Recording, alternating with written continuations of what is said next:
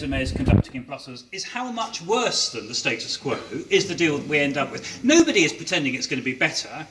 So we have this mythical debate about retaking sovereignty against real benefits that we have from belonging to the European Union, and duties as well, reciprocal duties we have vis-à-vis Europe, which we shouldn't minimise, not least to all of those EU citizens who live in this country, make a huge contribution to this country and have an absolute right to be treated fairly. So we've got all of that against this mythical sovereignty, when in fact, actually, of course, there never was a better vehicle for democratic pooling of sovereignty in the history of Europe than the European Union. So that's the big debate that we've got, which we're facing at the moment. Now, because we're all English, particularly here in Lewes, you know, the home of Glyndebourne, which is, insofar as the English elite ever leaves London en masse, it comes down to a few miles away from here. Indeed, one of only 2 occasions I've had a conversation with Margaret Thatcher was at Glyndebourne, where she was there with, I can't remember who it was with, but she was haranguing them, and as I passed, she was saying, "And another thing," she was saying as I went past, and I scurried along very quickly to fear that she might latch on to me at the time. But so we're very polite because we're English. So when I do my head-to-head with Nigel Farage, I've been saying until this morning that I would happily exchange my seat in the House of Lords for his German passport, because he wouldn't say whether he had a German passport or not. Well, at 6:35 a.m. this morning, those of you who are absolute insomniacs and maybe watching it, I was on GMTV with N. Farage for the year before we leave, and I challenged him again about the German passport, and he conceded he does not have a German passport. So we all need to know why he was in the German embassy 6 months ago filling out consular forms. But anyway, so I've said, okay, I won't exchange. I clearly can't exchange your German passport now for my seat in the House of Lords, though I thought it was a much more valuable commodity than my seat in the Lords. But what I said to him this morning is I will instead exchange my seat in the House of Lords for his Euro pension. 73,000 a year he's getting in perpetuity. And I said that given that now, far from 350 million a week for the NHS, it's now a 39 billion exit fee that we're going to pay for the NHS. Given that, I said he needs to make a contribution to plugging that hole. And that 73,000 pension, that should be the first thing going into the pot. Do you know he wasn't volunteering this morning to give up his Euro pension?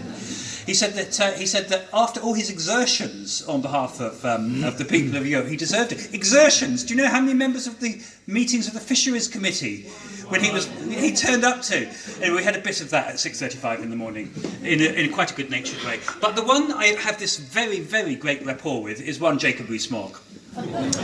Because Jacob Rees-Mogg, remember, he supports the second referendum. He said when the European Union Bill 2011, the one that said that any further treaties with Europe should be subject to a referendum, he said we should have a renegotiation, but because of course you can't know what the terms of the renegotiation are when you start it, the right democratic thing is to have a referendum afterwards. Well, he doesn't like being reminded of that. So where we get to on our exchanges now when we do these head-to-heads is it begins with my saying that, of course, President Macron, very generous acts. He's sending us the Bayer tapestry. The first time it's left Bayer in 8 centuries. I said, but President Macron has asked for something in return. And I have said to Her Majesty the Queen that in return we should send France Jacob Rees-Mogg. He should go. He is, after all, a great exhibit of the history of this country, particularly of the great county of Somerset. He should be put on display in the Louvre. And he can explain to people how being no less than 3 centuries behind your time is a great thing to do, and we can go back to this mythical age where we had complete control of our destiny and were fighting wars with France and everything was fine. However, since then there's been a development which I have to tell you about because it's very recent, when I'm waiting for my next confrontation with Jacob to tell him. The President of France has sent a message back saying he's not prepared to accept Jacob on the grounds that the Bayer tapestry is considerably more recent. But let's be clear, because this is all very serious. This is the Jacob Rees-Mogg. This is the Jacob Rees-Mogg who told us it's a good idea now for the Good Friday Agreement to end, because somehow this is all finished. I understand that your MEP here, I hadn't clocked this, your MEP is Daniel Hannan. Yes. Yeah. This is the Daniel Hannan who said 3 weeks ago, when the negotiations over the setting up of a power-sharing executive in Northern Ireland collapsed, that the Good Friday Agreement, he said, was the consequence, not the cause, of peace in Northern Ireland. the consequence, not the cause, of peace in Northern Ireland. Those are the most chilling words I've heard any elected public official utter in recent months. In the year the Good Friday Agreement was signed, which is an international treaty between the United Kingdom and the Republic of Ireland with the European Union as a guarantor, there were 50 terrorist deaths in Northern Ireland.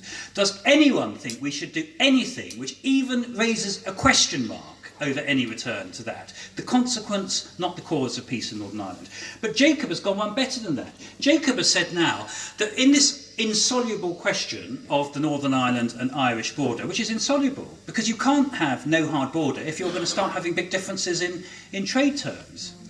So the obvious answer is, there are only two answers. Either you have complete alignment or you both leave. Well, the right thing, of course, is complete alignment. So the actual treaty which we reached with agreement, it's not a treaty yet, but it's being turned into treaty text, with the Republic of Ireland and the European Union in December, said there would be this phrase, full regulatory alignment between the Republic of Ireland and Northern Ireland. Now, that was extracted with great difficulty from Theresa May, because she obviously didn't want to give it, because it is the Achilles heel of Brexit. Because how can you have full regulatory alignment between the Republic of Ireland and Northern Ireland, and not have full regulatory alignment between Northern Ireland and Great Britain, given that we are supposed to be one United Kingdom? And remember, these Tories, they all think this United Kingdom is the thing which we're supposedly, all this is all about, is restoring sovereignty of the United Kingdom. So they can't square that. But Jacob has come up with the answer, which is, the way you square it is that Ireland should leave the European Union too.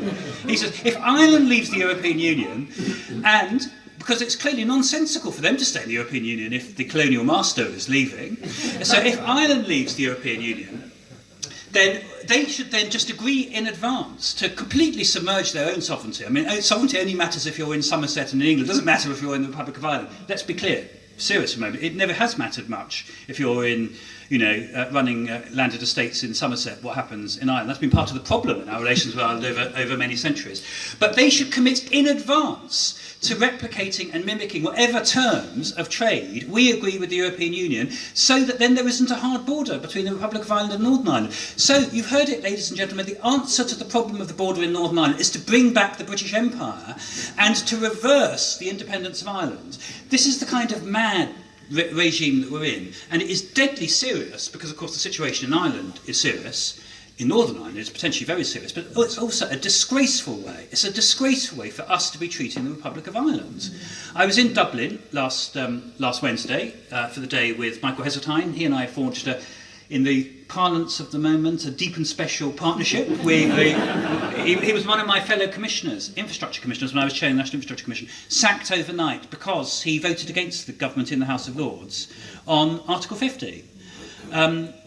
Treated incredibly shabbily. I mean, he's only a former Deputy Prime Minister and all that, and was literally summoned and told his services were no longer required. So he and I formed this deep and special partnership. We now go round parts of Europe and hold discussions about what should be done to stop Brexit. And we were in Dublin last Wednesday, and it was very emotional. We were in the Doyle, which is Leinster House, which was a great aristocratic house in the 18th and 19th centuries, which is now the seat of the Irish Parliament.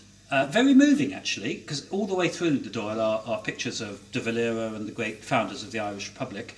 And one of the people that we met was the leader of Fianna Fáil, which of course was the Arch Republican Party, the party founded by Eamon de Valera. Eamon de Valera, by the way, who we almost shot in 1916 after the Easter Rising. We only didn't shoot him because he was an American citizen. So you can imagine how grateful he was to us in the decades afterwards, and what a brilliant tonic that was for Anglo-Irish relations until he died in 1973. So there's a bit of previous here, which isn't entirely positive. But behind Michael Martin, who's the leader of Fianna Fáil, behind his desk is a painting of de Valera. He said he got it specially because it's the only known portrait of de Valera half smiling. There is no portrait of de Valera actually smiling, but there is this one of him as a young man half smiling.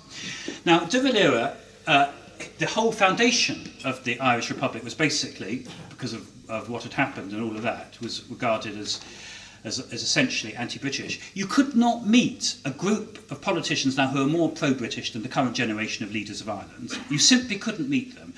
They all opened their conversation telling me about their relations in England, how much they love London, how brilliant the last 5 years has been in Ireland since John Major opened the peace process and all of that.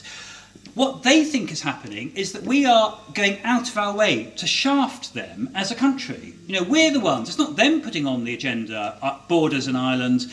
Most of their trade is not just north-south, which of course is hugely important in terms of the relations between Northern Ireland and the Republic of Ireland, but most of their trade goes through England. Actually, to be more precise, it goes through Wales and then England. Thousands of truck convoys that go through Fishguard and Holyhead each week. They are now talking, because of the potential of customs duties and customs regulations, of rerouting all of that trade around Britain to go directly to Rotterdam. How insane can we get? How insane could we get? And how insanely could we be treating Ireland to be doing that? And this is at the time when they are aligning more closely with us. It was rather moving, actually. While I was there, we had to adjourn the meeting with him and then with the foreign minister afterwards, because the Dáil was voting last Wednesday on whether or not to amend the Irish constitution in order to hold a referendum on abortion. Now, the significance of that, if you're Irish, and what this means in terms of the cultural history of Ireland over the last 50 years, what is essentially happening, as I quipped with them, is that they are doing a full regulatory alignment in social policy with England. After having been much more conservative on all these issues, divorce, rights for homosexuals, and now abortion, having been much more conservative, what they've essentially been doing is becoming a mainstream European nation, in the same way as we are. And at just the point at which there's now almost no difference between us in terms of all these big cultural and social issues, what's happening is we're busy trying to wrench ourselves apart. And that, as I now, it's becoming increasingly clear to me, the Irish border is the Achilles heel of Brexit, which could become the Achilles foot, the way it's going. And it's going to be a really, really serious set of issues. So, where are we at the moment? There is no argument that can be made for Brexit being in any respect better than the status quo. The only question is how much worse it is. So is there a serious game plan that could lead to us staying? Well, let me explain to you, because we're all busy trying to make it happen, what is the credible game plan and what we can all do to help bring it about. The Prime Minister is negotiating in Brussels at the moment for her treaty of withdrawal. Liam Fox is travelling around the world trying to get his trade deals with Antarctica, the Arctic, these other great hidden markets, which it turns out the British trade has not yet penetrated, but it's going to get to soon. And of course, Donald Trump, he's gagging to do a trade deal with us. After all, remember the reason why he slapped a 25% tariff on steel 3 weeks ago is because we were in the European Union. Nigel Lawson said that to me in the House of Lords when I said that isn't this give a slight, question mark over the issue, the likelihood of Donald Trump signing a trade deal with us. And he said if we weren't in the European Union, there would have been no tariff because the special relationship would have meant that, of course, we would have been exempted from this tariff. Well, actually, what's quite interesting is what's happened since is that the collective negotiating might of the European Union, which of course is a huge market for the United States, has indeed got us exempted from this tariff. It's quite interesting what's happened in the last week.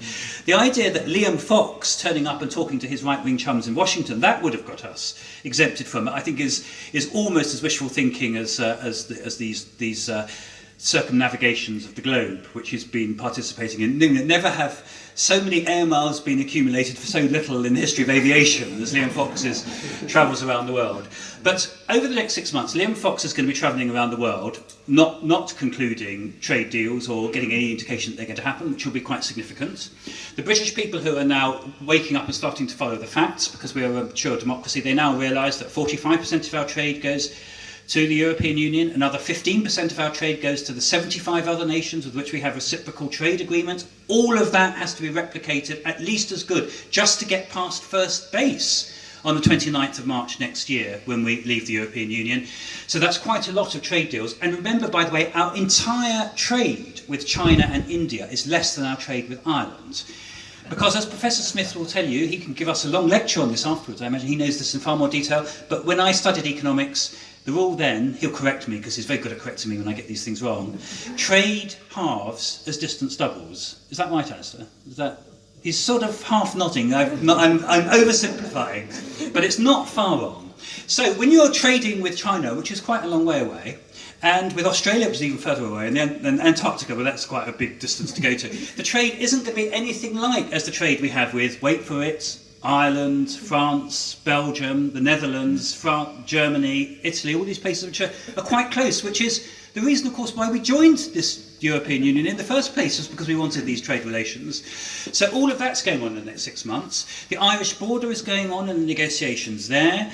The terms of the likely trade deal and whether we're going to be in the customs union and single market, that's going to be going on in the next 6 months. The House of Lords, we've spent so far 115 hours debating the European Union withdrawal bill. I've barely left the place apart from coming and doing meetings like this in the last month, which, as I pointed out last night when we adjourned for Easter, was enough time to circumnavigate the globe 2.5 times that we spent negotiating it, which might almost be enough time, as I said, for Liam Fox to conclude his first trade agreement. So that's all going on too. This will all crystallise in the autumn, in October or November, when the Prime Minister comes back from Brussels with her withdrawal treaty.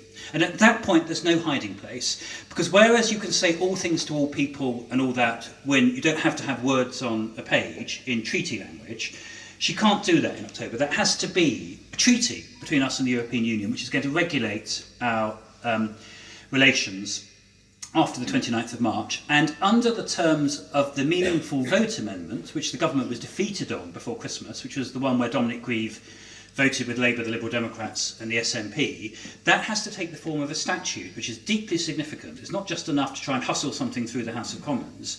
This withdrawal treaty has to be presented to Parliament in the form of a bill, which can then be amended. It has to go through quite long debates in both the House of Commons and the House of Lords, and all of that has to be completed before we leave next March. Now, I have a slight problem. Let me, because this is a very secret and private gathering, because there are only about 150 of you, so I know that nothing is going to leak or go into social media about this after. So I can tell you secretly that I'm not absolutely sure where the leader of my party is on this issue. I don't want you to divulge this secret outside this room. I'm busy trying to discover whether, we're all trying to discover if you're. All political parties are broad churches. The Labour Party is the broadest church that's ever been invented in the history of any known religion at the moment. I'm not in entirely the same place as the leader of my party in that party, but I've always thought it's a good idea to stay in parties and work from the inside, not to work from the outside. So I'm busy campaigning hard that we will take a pro-European position. But the truth of the matter is that if you're, and I don't sort of inhabit this universe, but if you're in the far left sort of Marxist bit of the Labour Party, then there are two views of Europe out there at the moment. There's the view of one or two of my good friends on the far left, which is that the European Union is very bad, because you can't do Marxism in one country in the European Union. And the big problem is this thing called the single market. It has the word market in the title, and we don't like markets, they're very bad. And you don't have markets, we nationalise everything. So they're busy thinking that actually, if we're going to nationalise all the utilities and all that, it might be a good idea to be outside. But actually, Jeremy listens also very closely and significantly to Professor Varoufakis, who was the economy minister of Greece. Now, there's nobody who's more left than Varoufakis. I mean, he can out-Marx anyone. Indeed, I think he studied at the University of Brighton, didn't he? It was the University of Sussex. Essex. Was it Essex? I think it's Sussex. No, not Sussex. Essex. Yeah, no, it had to be one with a really serious department of Marxism.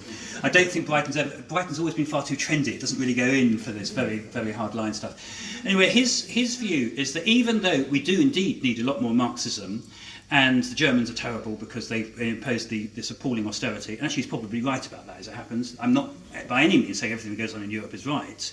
Whoever belonged to any organisation where everything was right, I think that the treatment of Southern Europe has been very, very problematic in the euro.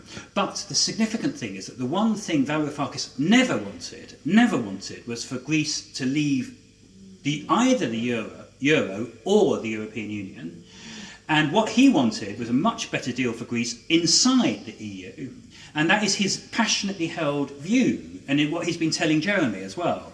And what he says is that far from it not being possible to do Marxism, so you're not going to be able to do anything that's remotely left-wing if you're outside the European Union. Because how else do you deal with Trump, President Xi and these other big power blocks in the world, let alone all the multinationals, and the big environmental issues and all of that. So all the essentially progressive arguments for Europe. And what you've got to do is you've got to be inside this club and try to reform it from the inside, which is surely the right position to be. Now, the problem for my good friend Jeremy is that unusually there isn't a single received view on the far left. Normally, because this is the way that the far left works, I mean, I'm told, because I'm not in it, I'm in the club, this bit of the left, where we have ferocious arguments. Before that, I used to be a Lib Dem, and there were never any more ferocious arguments. It was because, by and large, the smaller the party, the more ferocious the arguments. Because you know the people, and that's much worse. When you don't know the people, at least there's a certain amount of dispassionateness about the debates. When you're in very small parties, it all becomes very personal very quickly. And the problem for the far left is that there isn't a received, usually there's a received view, and then, like a communist cell, everyone goes out with it and it becomes, the view. But the problem is the far left is divided, which means that Jeremy's going to have to make up his mind, because he's got a lot of people around him who are saying we should leave Europe because it's a terrible capitalist conspiracy, but he's also got lots of people telling him that if you leave Europe, there's no way you'll ever be able to tame capitalism, and we should stay in. Meanwhile, he's also got the Labour Party, which is overwhelmingly pro-European, overwhelmingly. And the younger you get, and of course Jeremy's support is largely from the young who are idealistic, and they see in St. Jeremy, the prophet who's going to lead us into the promised land. The younger you get, the more pro-European they are. Indeed, because whereas you are a self-selecting group of pro-Europeans, indeed I understand you all had to take a kind of pledge of loyalty or something in order to get in the room this evening. You're so signed up. I address lots of Labour Party meetings which are only self-selecting by virtue of the fact that people have belonged to the Labour Party, so you get the full cross-section of views. And what's very striking is, as I go up and down the country and do Labour youth meetings, you hardly meet a Labour student at the moment who is in favour of leaving the European Union. I was recently at the University of Warwick, where 60 or 70 students in the Labour Club, and I began as I began with you this evening. I said, if we could, none of this nonsense about single market customs union and all that, how many of you would be in favour of staying in? Every hand but one went up. I explained to them, as I'm explaining to you, how I thought it could be done, and we had a good discussion over the next hour.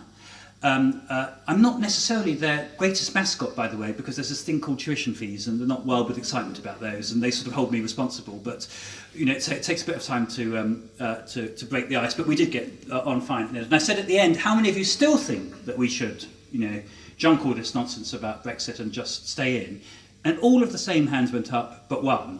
So I fixed the guy in the third row who hadn't voted, and I said, "What do I need to say to you?" I said, "to persuade you that we can stay in." And he said, "Oh, don't worry about me. I'm the UKIP plant," he said. So that's what's going on with Labour youth out there at the moment. And these are people that Jeremy listens to.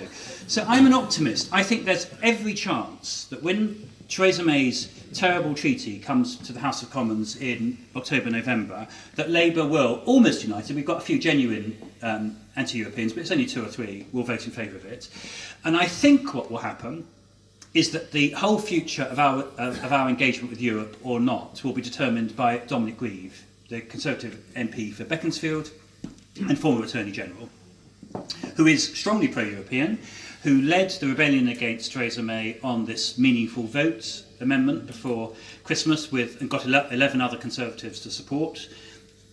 And my expectation, given that he is clearly pro-European and doesn't regard it is a good idea for us to leave, is that he will vote against the treaty, but on condition that there's a referendum, because what the Conservative rebels don't want is an election. It's one thing to say that you're standing for your conscience for Europe. It's quite another thing, as a Conservative, to say that you're voting to make Jeremy Corbyn Prime Minister, which will be the inevitable consequence of simply defeating the treaty, because simply defeating the treaty, if the treaty goes down, there has to be an election. You can't avoid an election if the whole central plank of government policy has been defeated in the House of Commons.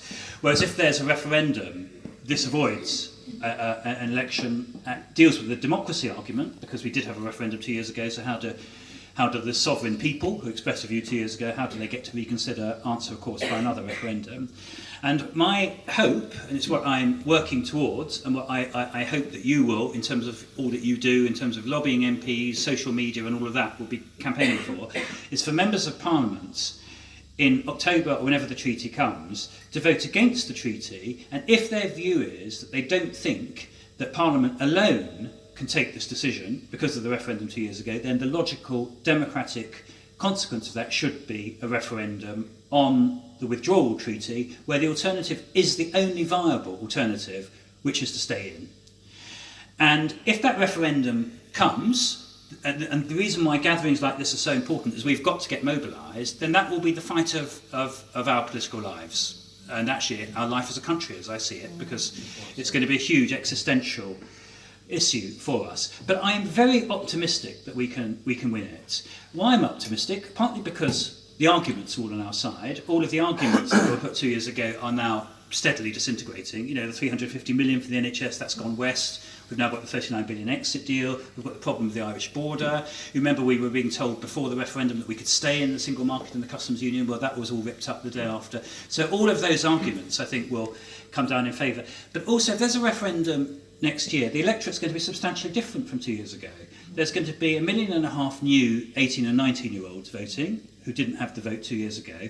It's highly likely that there will be another 1.5 million 16 and 17-year-olds voting, because there's now a majority in the House of Commons for votes for 16 and 17-year-olds. My party supports it, the Liberal Democrats support it, the SNP support it. There are quite a number of Conservative MPs who support it. Some of them for differing reasons, actually, but most of them because they actually think that young people who have such a big stake in the future should have a say, but also because the experience of Scotland was that far from the 16 and 17-year-olds being less engaged and less able to understand the arguments and all of that than older voters, they were every bit as engaged, and this enlarged the public debate in a very, very healthy way.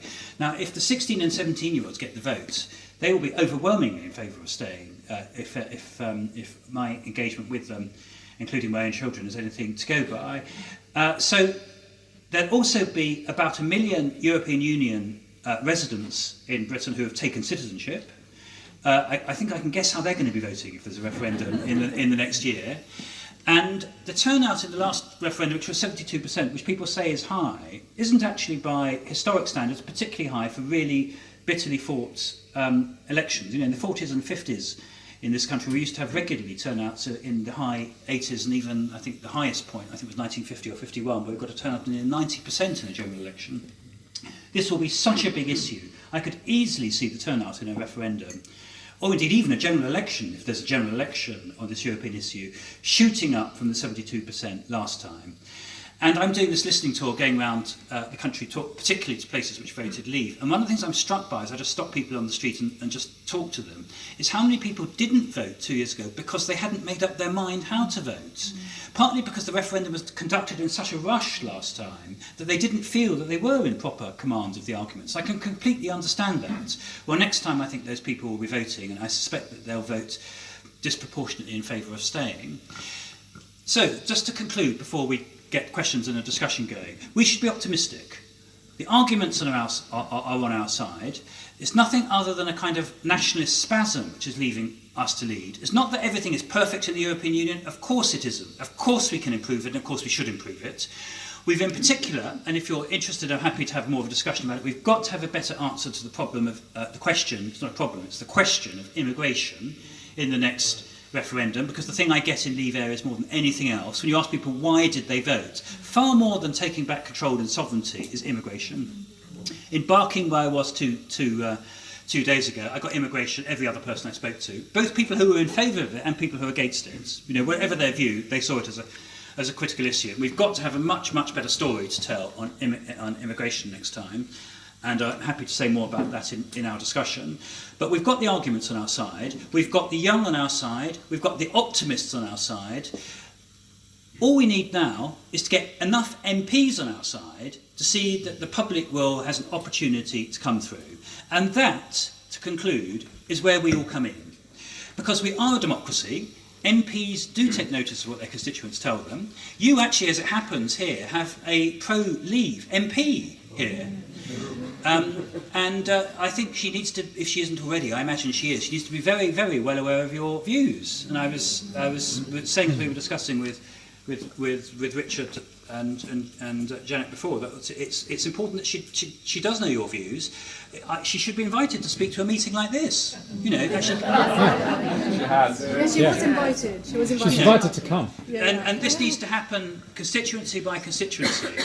And if we really mobilise in a way we've never mobilised before over the next 6 to 9 months, I think we can get the majority in the House of Commons, we can get the referendum, and then this day next year, the party we'll be throwing is about Britain's continuing engagement and membership of Europe, and what we can then do, which is the subject of another talk, to deal with the real issues facing the country, which is how do we improve the NHS, deal with the education system, have jobs that are worthwhile, particularly for the half of our people who don't go to university and have got a pretty raw deal out of the last 10 years since the financial crash and didn't get a great deal of it before, how we can deal with those big social problems we've got, which were made in Britain, need to be solved in Britain, and leaving Europe is just going to make it harder to deal with them, not easier.